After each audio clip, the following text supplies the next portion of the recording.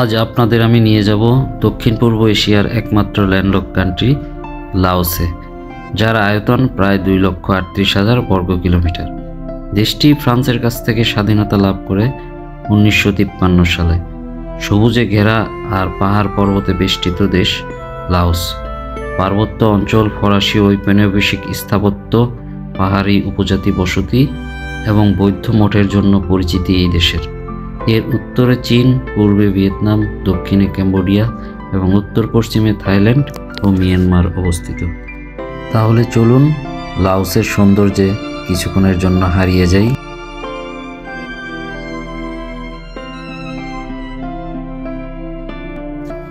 ভিয়েতনামের হ্যানয় শহর থেকে যাচ্ছি নই বুই ইন্টারন্যাশনাল এয়ারপোর্টের উদ্দেশ্যে। গন্তব্য লাওসের রাজধানী ভিয়েন্তিয়ান। দুপুর 2টার দিকে আমি পৌঁছে যাই এয়ারপোর্টে। আমার ফ্লাইটটি ছিল বিকেল 4:40 লাও এয়ারলাইন্সে।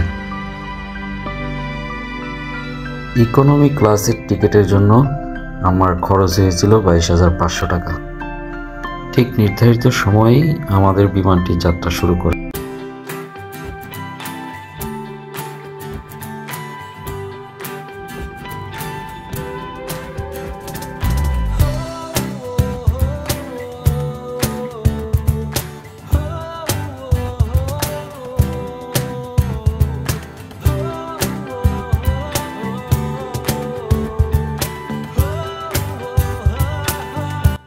মাত্র 1 ঘন্টা 20 মিনিট পর আমরা পৌঁছে যাই ভিয়েন্তিয়ানের ওয়াতাই ইন্টারন্যাশনাল এয়ারপোর্টে।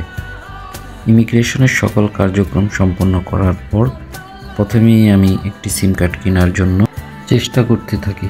লাওসের মোবাইল নেটওয়ার্ক এবং ইন্টারনেট স্পিড বেশ দুর্বল। তন্মধ্যে আমি ইউনিটেলকে বেছে নিই এবং USD খরচ করে একটি সিম কার্ড কিনি। এটা হচ্ছে এয়ারপোর্টের বাইরের অংশ।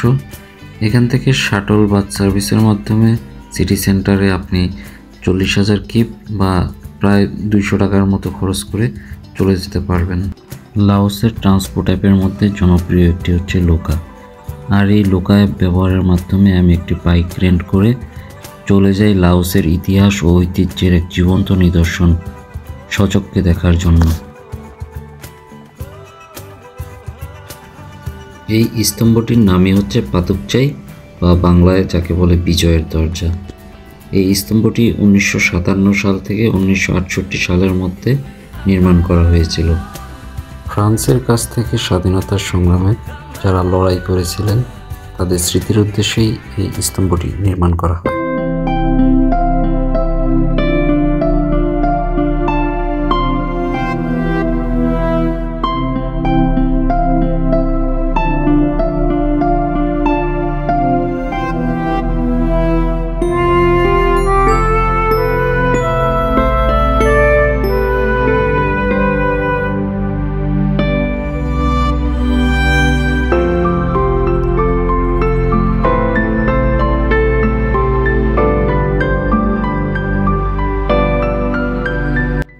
এটি হচ্ছে রাজা চাও আনবঙ্গের মূর্তি। চাও আনবং মূর্তিটি ভিয়েন্তিয়ানের রিভারফ্রন্ট রোডের চাও আনবং পার্কে অবস্থিত। মূর্তিটি 2010 সালে নির্মিত হয়েছিল। চাও আনবং 1805 থেকে 1828 সাল পর্যন্ত ভিয়েন্তিয়ানের রাজা ছিলেন। আধুনিক লাওস রাষ্ট্রের প্রতিষ্ঠাতা হিসেবে তাকে ধরা হয়। চাও আনবং পার্ক রাজা চাও আনবংকে সম্মান জানানোর জন্য নির্মাণ করা হয়। লাওতিয়ান ইতিহাসের তিনি একজন সম্মানিত ব্যক্তিত্ব।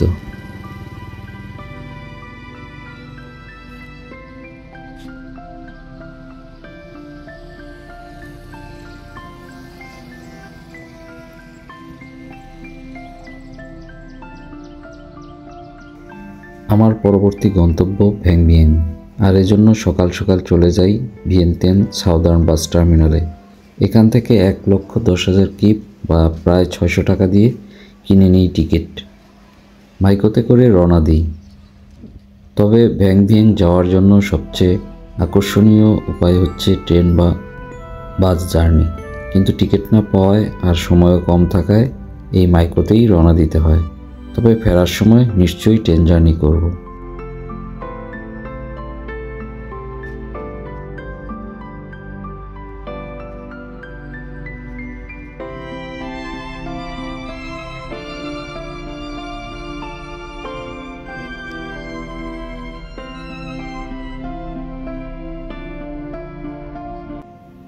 ভ্যাংভিয়াং নামার পরই স্থানীয় একটি রেস্টুরেন্টে খাবার খাই।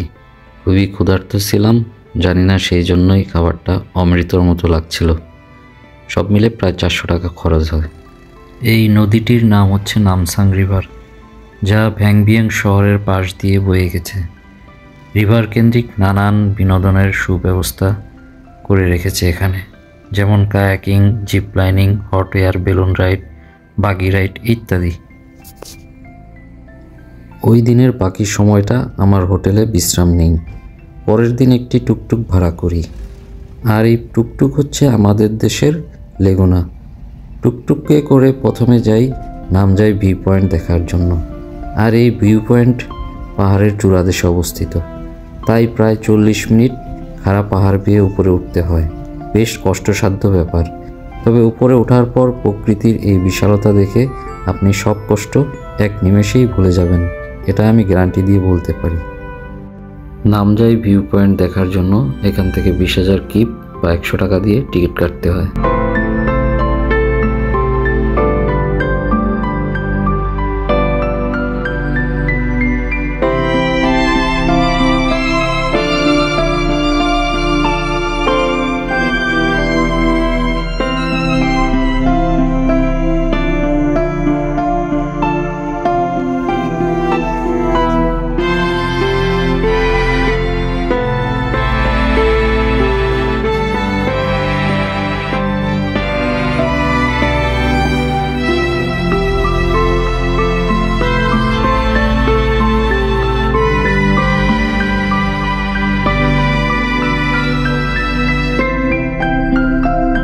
নামজাই ভিউ পয়েন্ট থেকে সামান্য দূরেই ছিল ব্লু লগন। ভ্যাংভিয়াংয়ের অন্যতম বিখ্যাত আকর্ষণ হচ্ছে এই ব্লু লগন। ভ্যাংভিয়াংয়ে প্রাকৃতিক ঝর্ণার অভাব নেই। এখানে 6টি নীল উপহ্রদ রয়েছে। এখানকার পানির রং নীল, তবে বর্ষাকালে এটা অনেকটা সবুজ বা কাদামাটি রঙের মতো হয়ে যায়। এখানে প্রবেশ করতে হলে আপনাকে টিকিট কাটতে হবে। টিকিটের মূল্য প্রায় 50 টাকার মতো। সকাল 8টা থেকে বিকেল 6টা পর্যন্ত খোলা থাকে। এই জায়গাকে উপভোগ করতে হলে অবশ্যই আপনাকে সঙ্গে অতিরিক্ত কিছু কাপড় নিয়ে আসতে হবে।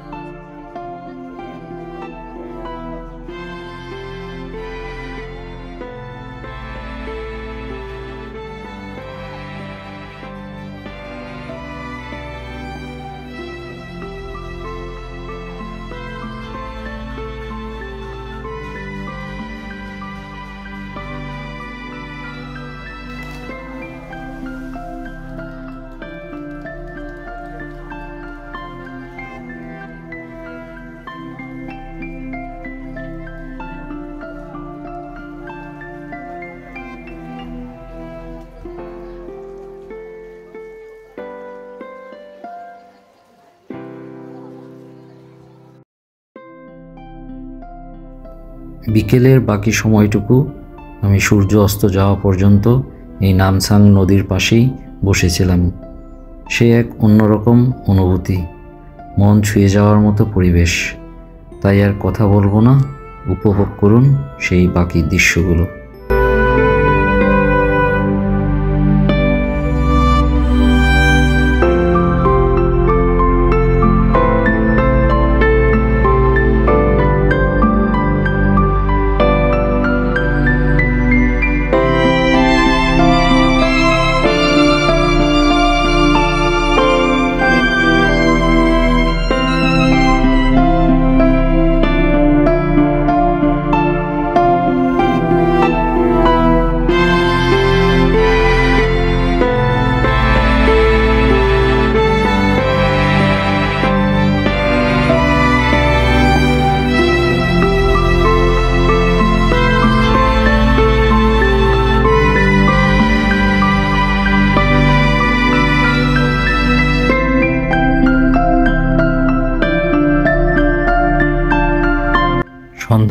চলে আসি ওয়াকিং স্ট্রিট নাইট মার্কেটে। এখানে লাওসের ঐতিহ্যবাহী হস্ত ও পোশাক শিল্পের নানান পণ্যের সমারোহ ঘটে। স্থানীয় বিভিন্ন স্ট্রিট ফুডেরও দোকান দেখা যায়।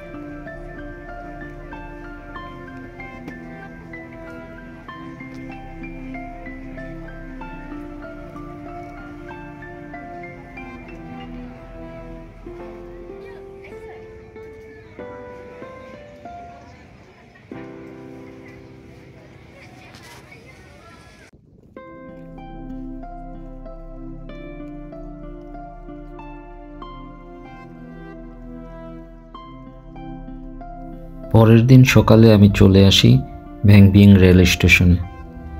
আজ আমি ফিরে যাব লাওসের রাজধানী ভিয়েন্তিনে। আমার জীবনে এ যাবৎকালে যত রেলওয়ে স্টেশন দেখেছি তার মধ্যে এটাই সেরা। অসম্ভব সুন্দর এর চারপাশটা, খুবই পরিষ্কার, সুশৃঙ্খল এবং নিরাপদ। আমার মন ছুঁয়ে যায় এর পরিবেশ দেখে। দ্বিতীয় শ্রেণীর একটি টিকিট হোটেল থেকেই ওনারা আমাকে ব্যবস্থা করে দেন।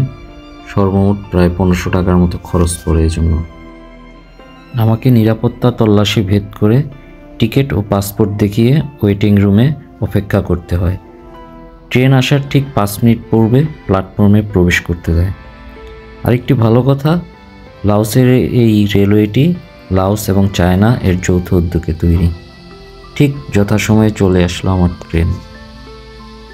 জীবনের প্রথম হাই স্পিড ট্রেনে চড়ার অভিজ্ঞতা নিব, ভাবতেই বেশ ভালো লাগছিল।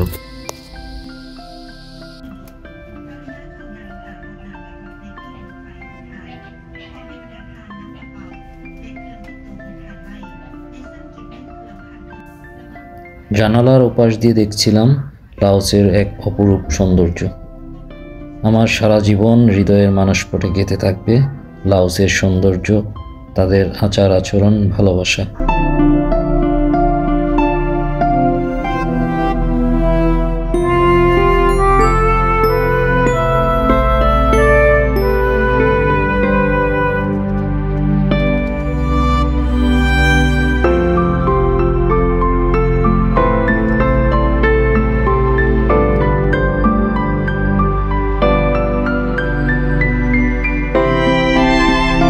ঘন্টা পর পৌঁছালাম লাওসের রাজধানী ভিয়েন্তিয়েনে। আজ আমি যাব আবারও নতুন কোনো দেশে, নতুন কোনো ঠিকানায়। নিশ্চয়ই দেখা হবে আবারও। ভালো থাকবেন। আসসালামু আলাইকুম।